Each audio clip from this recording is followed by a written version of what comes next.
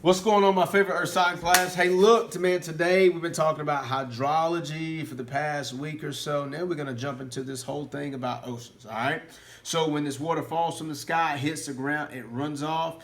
It's eventually going to run off to the ocean if it doesn't evaporate or get soaked up by a plant. So this is why our rivers and streams and all of these things are important, because the health of our oceans are on the line, all right? Now, with all that being said, first thing I want to talk about is pH. What is pH? pH is important. pH stands for potential hydrogen ions released. All right. If it is an acid, it's going to release an H plus ion. If it is a base placed in water, it's going to release an OH negative ion. Your pH scale actually ranges from 0 to 14, 7 being neutral. All right, that is important because distilled water is actually neutral. That means water has been boiled to the point where there is nothing left in it. It has been evaporated. Only the water is evaporated. It drips into a container, and only the water with nothing else is in the container. That is distilled water, and it has a pH of 7, which is pure. Very, very rare, because water in most cases wants to combine with something. Now, with all of that being said, fish and aquatic ecosystems have to have a certain pH balance in order to be sustained. As a matter of fact, when I go to a place called the Cliffs of the Neuse, maybe some of you have been there, there's a swim area there, and in this swim area, there are no fish. And the reason why is that at the Cliffs of the Neuse, it is spring fed, which means that this water comes from the ground. And as it comes from the ground, it goes to an iron deposit. And this iron deposit, of course, deposits iron in the water. If you don't believe me, get in with the white bathing suit, and your bathing suit will turn orange. When you do this, you're going to notice this orange in your bathing suit. This orange deposit in the water makes the water slightly acidic, or too acidic for fish to live in. And with all of this being said, fish don't survive. You will see the occasional snake, some turtles, some crawfish, but no fish, because the acidity of the water is too much for fish. All right, now, that's your pH level. Make sure you understand pH. Oh, man, you want to know how pH tastes? How pH is affected by taste? All right, an acid tastes sour. If you don't believe me, citric acid tastes sour. This is grapefruits, tangerine, tangelo, anything orange.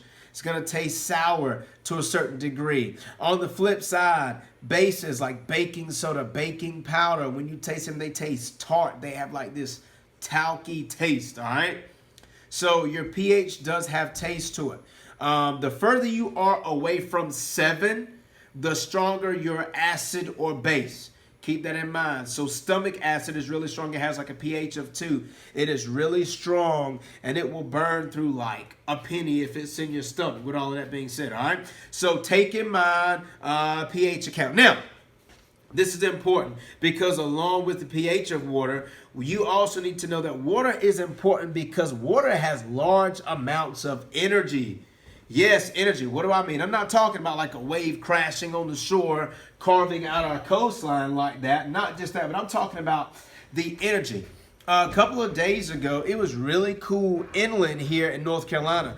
But as you went towards the coast, it started out like 36, maybe 42 degrees in the morning. But as I got down here to Morehead City, it ended up being like 56 degrees on the water, and that's because water has large amounts of energy. As a matter of fact, if we look at energy in water, the amount of energy needed to heat 1 gram of water by 1 degree Celsius is called a calorie. That's important. When we look at calories on food, calorie is not the amount of fat in food. Calorie is the amount of energy it takes to heat 1 gram of water by 1 degree Celsius. That is very important. All right. Now, the next thing I need you to understand is that energy in water is also going to affect the density of water. So if water has a high temperature, then the density is going to be decreased, and you're going to notice that in the pool, your warmer water is where? Yes, near the top. Now, as you go deeper in the pool, you're going to notice that the water is, yes, it's cooler. If you don't believe me, try cleaning out your pool. And when you clean out your pool during the summertime, you'll notice that the top is really warm after a rain. But as you go and you start scooping up leaves, you'll notice that as those leaves come up, the water cools off, but you'll have the murky stuff that comes up with it, which is really important when we start talking about density currents of the water. All right. So what I need you to get with this one, first off, is pH. All right, the pH of water really matters. This is why our lakes and streams and rivers are important to our aquatic ecosystem, because it maintains a healthy pH.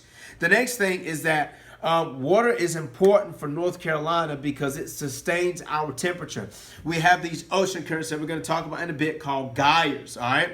And gyres sustain our temperature due to the mass amounts of energy that water holds. And of course, the last one is the density, all right? Density. Density is maintained in water by temperature, but also it's maintained in water by salinity. And we're going to talk about salinity in our next video. But while we're here, I want you to go ahead and start doing some research on ocean water salinity. And here's your question for the day. What is the average PPT of salt water?